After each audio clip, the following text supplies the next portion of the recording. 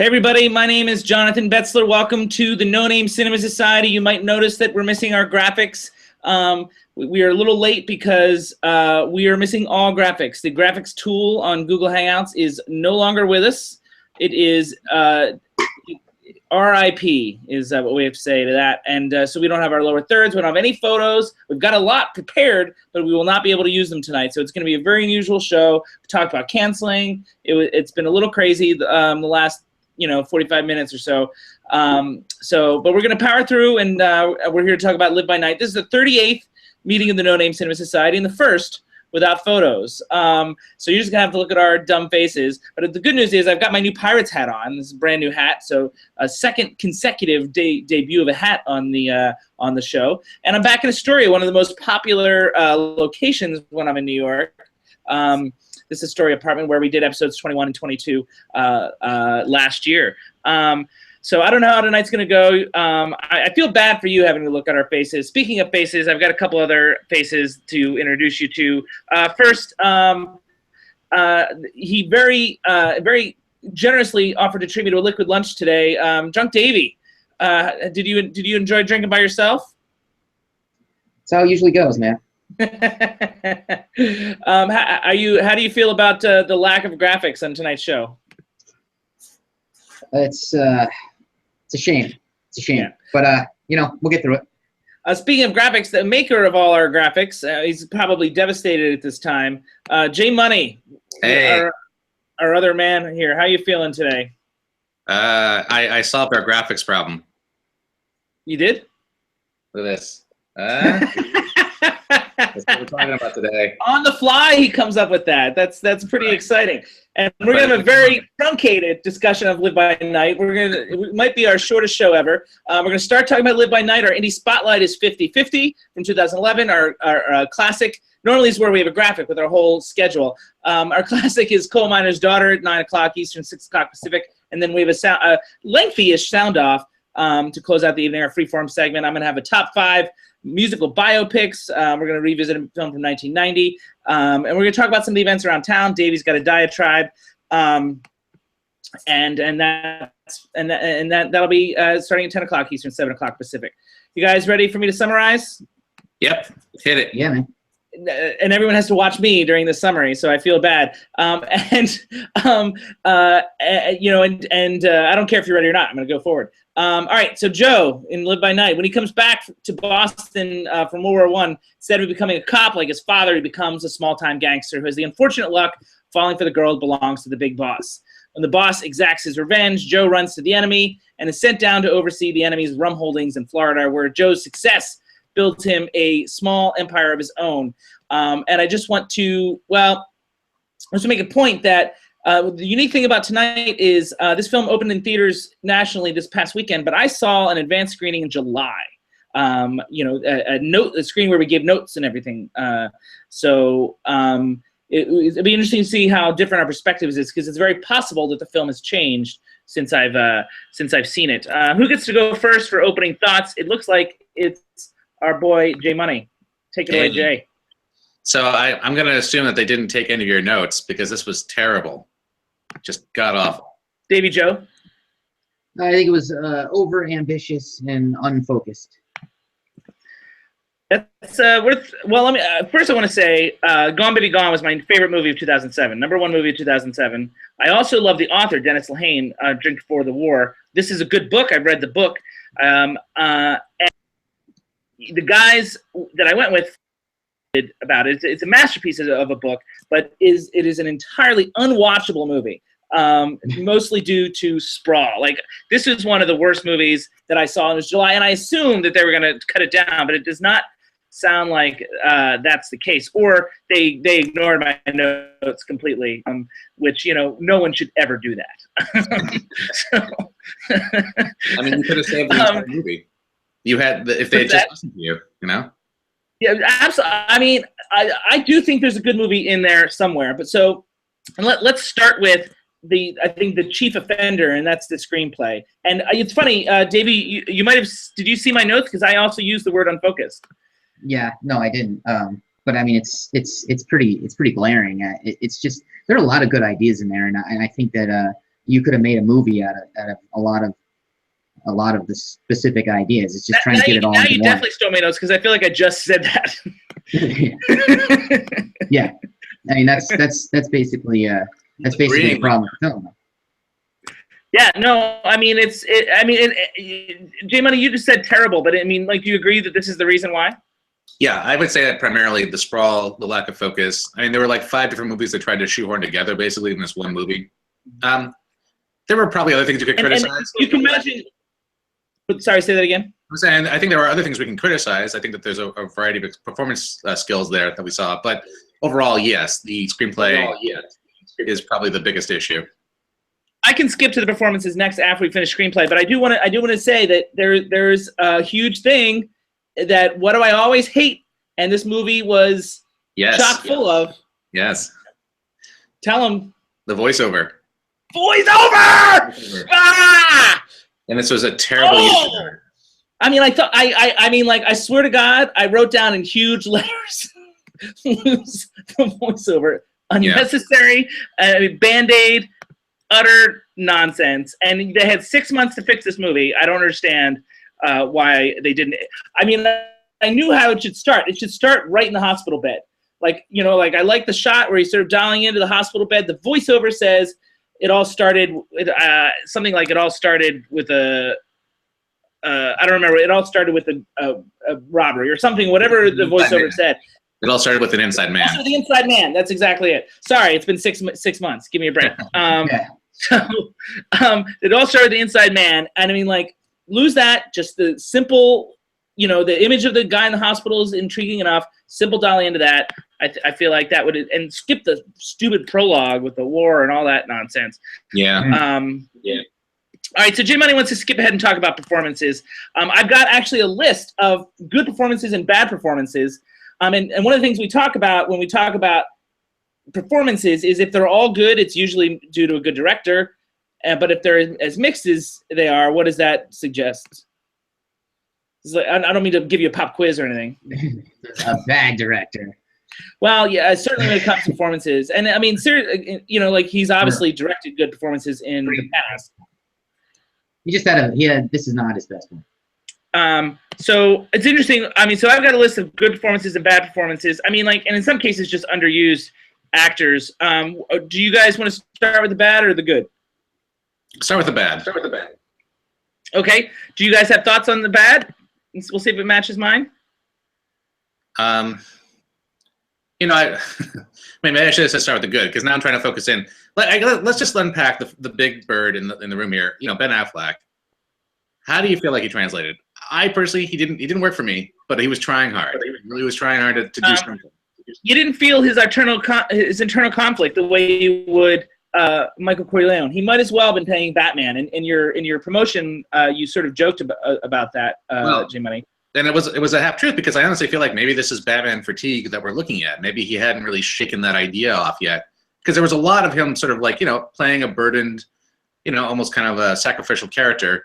There's a lot of the same sort of like mouth stuff he was doing. There's a lot of like the same sort of growling and kind of like, you know. I mean, he's never been like a truly nice person. You heard it first. I was gonna say like good act. I mean, he's never been like.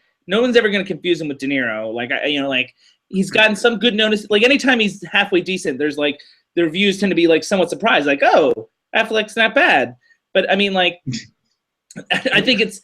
I mean, like he doesn't have the depth that he's never shown the depth that his brother tends to present in performance after performance, including Gone Baby Gone. Quite frankly. So yeah, Ben Affleck was the top of my list of bad performances. Davey, do you have a bad performance? Well, first of all, I didn't actually have a problem with Affleck, his performance. I thought that the first girlfriend was not particularly good. Oh, she's the top of my list of my good performances. Sienna Miller, I thought was like she was the most interesting performance. I feel like she steals all her scenes. I feel like she rises above the script. And with that said, she had a great last scene. She just didn't need the scene. Like I don't know why it was in the movie. Ooh. I actually hate everything about that scene. I mean, I don't like this. I mean, I don't think the scene belongs. I think Affleck's pretty bad in it, but I mean, I think that she performs well. Like you know, like I believe her character. I just don't understand the writing in the scene, the dialogue, or it's why it's in the movie. Yeah. And I hate the way it's shot.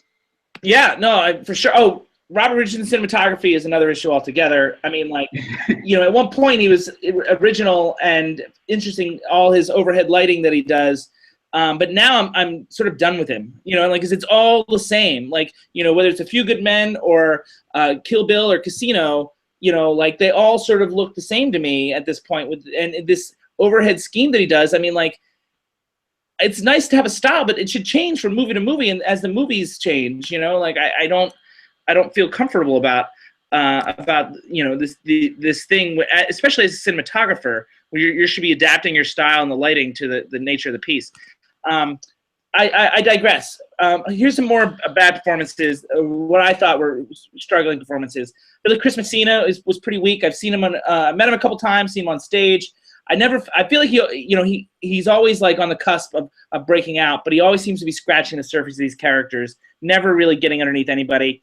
And Chris Cooper and Zoe Saldana, I don't think were very good, but I actually think their characters were underutilized and underwritten, and I'm not sure it's entirely their fault. They just didn't have much to do, as our timer is already up. So how do you guys feel about those performances, real quick? Yeah, I agree. Well, to me, Zoe Saldana felt really off in this movie. But I guess to your point, we have to separate between the script and the actual performances themselves. She was her usual effusive self. It just didn't seem like it gelled with everything else that was happening, and it felt kind of flat to me. Chris Cooper I think he wasn't used as much, but he had a lot to work with in terms of what he could have brought to it. In the end, he felt kind of like tired as opposed to tortured, and I think that's kind of a big difference. I agree with that. I get to talk about Dakota Fanning, and that concerns me because honestly, I did not like her performance at all. Yeah. So I want to hear what your thoughts about that one. It's Elle Fanning, but yeah. I actually had her on the good list. Yeah. I mean, I liked her. I mean, it's the most complex character in the whole movie, I think. And I think she navigated it pretty beautifully. With that said, I feel like the storyline is one of the ones that could have gone. Like, I feel like it's a sidetrack for the movie. Yeah. Yeah, I mean, maybe is it possible that's what you're reacting to? Because I mean, like, I bought like that scene of the two in the diner. Like, I feel like she's great in that scene. It's another one of those scenes I'm like, I don't really need this in the movie. That scene in and of itself was the best scene for her and her abilities. You know, the rest of the time, though, I guess I felt like she was, I don't want to say she was contrived, but it just seemed like she felt uncomfortable in a position. There were times when she was, like, for instance, all the preacher scenes to me felt really awkward. And I really chalked it up to her more than anything else. And I don't think it was because her character was awkward. I think it was just the performance felt really awkward. Yeah, I didn't feel that. But Davy Joe, break the tie. No, I thought she was good. It's just you know, it's a bad movie. And this is where we put up a Davy scale, but no, can't do it. So the other thing, I did want to bring up one final performance, and that's because it's an old buddy. I don't know. I mean, only Davy Joe. Only J Money has seen Homecoming.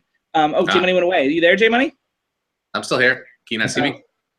I can't see you, Davy. Can you see him? I can see him. Oh, I can see him again. Only J Money has seen Homecoming, but I don't know if you recognize Matt Mayer from Homecoming. He was also in I'm Still There. He plays Chris Cooper's cousin that creates all sorts of issues. So he was one of the office guys in Homecoming, if you remember, J Money. Yeah, now you point it out. I mean, he's a memorable guy, you know. Yeah. Yep. It's a two-dimensional character. He's just a quirky bigot, but I mean, I do feel like, I mean, maybe I'm biased, but I mean, like, I feel like I'm harder on the people that I know. Like, if I see them performing, like, because I know them, I'm more attuned if they're playing themselves or what have you. I feel like he really really executed this character in a really interesting way. I think he did a great job, and that his performance, even though smaller than some of the other ones that we talked about, and he's not a star, but I think he really acquitted himself well. Yeah, you know, I also felt that way. Like, I think when he was playing a character as opposed to like having to give like some sort of speech as he does at certain points, like the scene where he is in the diner with Ben Affleck and Chris Cooper. I thought he brought a lot to the table on that one. Actually, it's such a small part, and it was such a quite literally the table. But yeah, literally. Honestly, if he was like the main bad guy in the movie would be much, much better. Like if it was just the story about fighting him and his people, yeah, that would have been cool. It's really, Dave, speaking of Robert Richardson lighting, you've got this moody blue thing going on over there. It's like you know what it is? It's the Carolina games on the TV, and maybe it's reflecting the blue on me. I don't know. You a Hurricanes fan? And they're killing us. So anyway. Oh, you mean the UNC? UNC. I was presenting hockey. Yes, they are. Of course, they're killing you. They're ranked 9th in the nation. All right. So we've stopped talking about Live by Night. We might as well close down. I do have one other. I just want to bring up quickly because JP, you and I talked about this really briefly on Sunday when we hung out a bit. We talked about how like movies in general can become, kind of a mess because there are so many cooks in the kitchen. Do you feel like this movie could have been made very well considering the screenplay it was, or do you feel like it was really the screenplay ultimately that sunk it? Yeah, in the sense that the screenplay is the first step, and I mean and the story structure was the main issue. So yes, I do feel like Ben Affleck is an Oscar-winning filmmaker now, and this is his first film since Argo, if I'm not mistaken, as a director. And I feel like he's in the Apatow Tarantino position in that he just does what he's going to do what he wants. And no one's there to tell him no. And I'm going to say one more thing. And look, nobody likes studio involvement, but I will say one thing on their behalf. Is that in between Argo, when Ben Affleck's the director's done all his movies with Warner Brothers, and he had a good relationship with the guy that ran Warner Brothers, this guy named Jeff Robinoff. Jeff Robinoff was ousted after Argo, like 2013, 2014, and this guy Kevin Teixeira came in. And Jeff Robinoff went off to form his own, starting his own production company and those other things. And there was a great fear within Warner Brothers that Affleck was going to jump ship and not do Warner Brothers movies anymore. So there's this feeling I have that he had he had a lot of rope with which to hang himself on this one because they're so sensitive to losing the great Affleck. I'm reading into a lot of things here, but the deal to keep him at Warner Brothers was he gets to play Batman, he gets to direct one of the Batman movies, plus he gets to do this Live by Night movie. And so there, his studio notes might have been non-existent, I think. It's a theory, but, certainly I had notes and he did not pay attention. Let that be a lesson to him. Yeah, right? That mayor should have told him that I give good notes. What's this? Oh, look at this! That's right. Look, and your timing's good. All right, so that's coming up next. 50/50 is our Indie Spotlight coming up next. Coal Miner's Daughter is coming up at 9. We're already past 8:30, so let's pretend that says like 8:39. Say hi to our viewers, everybody. Hi, viewers. Hi, viewers. Sorry. Sorry we're late, and we're gonna get started right away on 50/50 from 2011 as our Indie Spotlight. And feel free to text us or tweet us, and then we'll engage with you guys during our photo-less show, graphic-less. All right, so that's it for Live by Night. See you guys momentarily. 50/50 coming up next.